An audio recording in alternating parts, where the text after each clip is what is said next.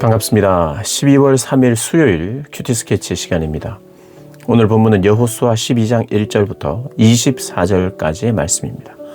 오늘 본문은 이렇게 시작합니다. 이스라엘 자손이 요단 저편 해돋는 쪽 곧 아르논 골짜기에서 헤르본 산까지의 동쪽 온 아라바를 차지하고 그 땅에서 쳐 죽인 왕들은 이러하니라. 오늘 본문은 전쟁사, 그러니까 이스라엘의 전쟁사를 기록하고 있습니다. 12장 전체가 그렇죠.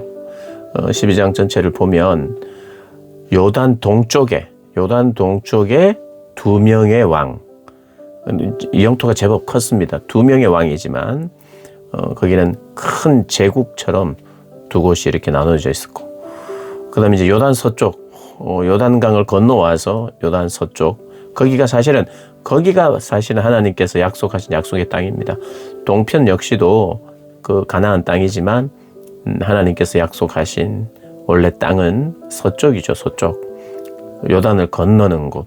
그래서 모세 시대는 그 동쪽에 있는 그 두 나라, 바산과 옥, 그 나라 왕을 잡고 그곳에 이제 승리를 했죠. 모세가 같이 있었습니다.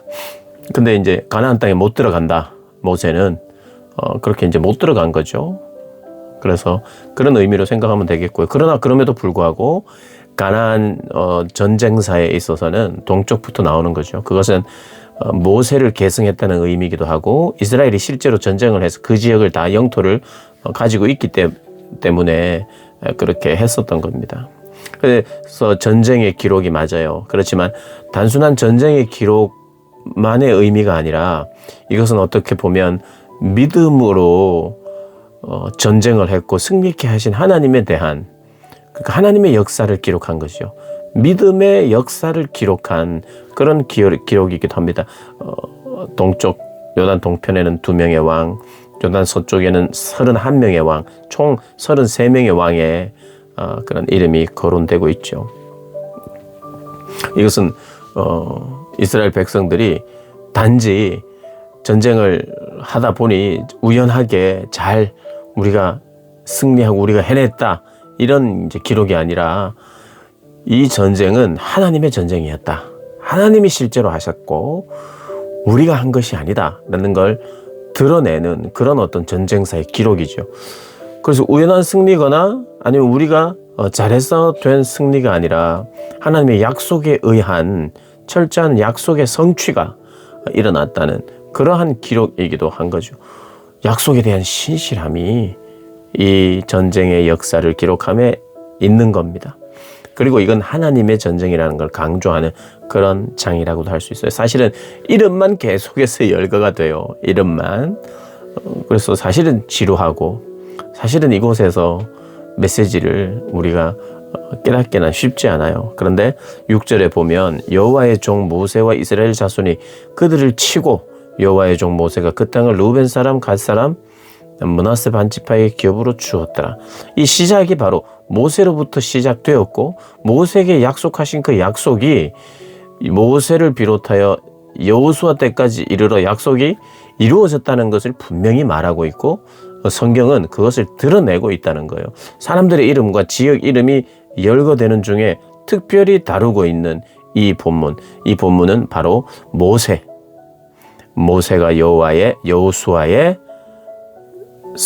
선배고 여호수아가 그를 이었고, 그 모세는 누가 보냈습니까? 하나님이죠.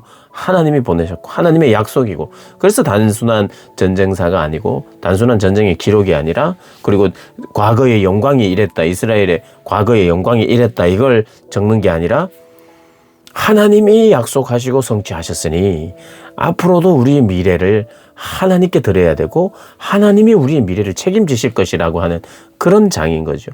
여호와의 종 모세, 여호와의 종인 거예요. 여호와의 종, 여호와의 백성이 이스라엘이라는 겁니다. 그러면 이것을 볼 때 우리가 어떤 생각이 또 들겠습니까? 또 들어야 합니까? 과거에 대한 기억이죠. 분명한 승리에 대한 확신이죠. 하나님이 우리를 앞으로도 이렇게 인도하시고 보호하실 것이라고 하는 것에 대한 믿음이 우리에게 생기면서 동시에 이 기억이 우리에게 주는 것은 뭡니까? 예배죠, 예배. 과거에 이렇게 행하신 하나님. 당신은 과연 그런 하나님이십니다. 라고 찬양하고요. 또 그 하나님이 앞으로 우리를 인도하실 것도 확신하고요. 예배 안에 이게 있잖아요. 그리고 그 하나님께 뭐 어떻게 합니까? 감사하죠. 감사하고 헌신하고 순종하는 일들이 있는 겁니다. 비단 이 말씀뿐만 아니라 하나님의 역사가 기록되어 있는 것을 볼 때 우리는 그 역사는 사실이었습니다. 그 역사는 내가 기억하겠습니다. 그리고 이 역사는 단절된 역사가 아니라 오늘날 이어지는 역사입니다. 신뢰하고 확신하게 되는, 그래서 감사하게 되는, 결국에는 이게 전쟁을 마무리하는 거거든요. 사실 전쟁을 마무리하고 전쟁을 이 앞전에 했던 전쟁을 쫙 보고하는 거예요. 보고하고, 그리고 성경의 내용상 문맥상 보면 이 12장이 끝나고 나면 14장으로 넘어가요. 14장으로 넘어갈 때 13장부터, 그러니까 12장이 오늘로 12장이면 내일은 이제 13장인데 13장부터는 기업을 나눕니다. 땅을 분배해요. 그러니 우리가 차지한 땅과 우리가 무찌른 왕이 이렇게 되었습니다. 이걸 계수하는 거고, 어떻게 보면 열매죠. 이 열매를 이제 내일 다음 장에 나누는 그런 마무리이면서도 결산이면서도 나눔을 위한 그것을 나누게 하신 분이 누구예요? 하나님이시라는 거예요. 그 어떻게 보면 이 열매를 보고하는 거예요. 이 열매를 우리가 이제 나누어 가질 거예요. 그때 하나님의 역사를 기억하고 또 하나님께 감사하고 받은 바 은혜에 대해서 우리가 또 어떻게 하나님의 말씀대로 순종하며 살아야 될지를 생각하게 되는 그러한 기억과 감사와 예배, 그것이 말씀을 통해서 주어진다는 걸 우리가 기억하면서 우리의 삶에 하나님의 역사를 읽을 때마다 이러한 예배가 드려지는, 그래서 예배가 드려지는 곳은 항상 말씀이 있는 곳이에요. 말씀이 없는데 예배는 드려질 수 없어요. 말씀이 있을 때, 또 그 말씀을 노래할 때, 노래하고 그 소리를 들을 때 기억하게 되고 감사하게 되고, 어떨 때는 내 마음이 튜닝 되죠. 하나님의 말씀을 내가 대할 때 거기에 내가 닮아가려고 하는 그런 어떤 말씀이라고 하는 건 기준이잖아요. 기준. 우리가 기타나 이렇게 소리를 맞출 때 튜닝을 하잖아요.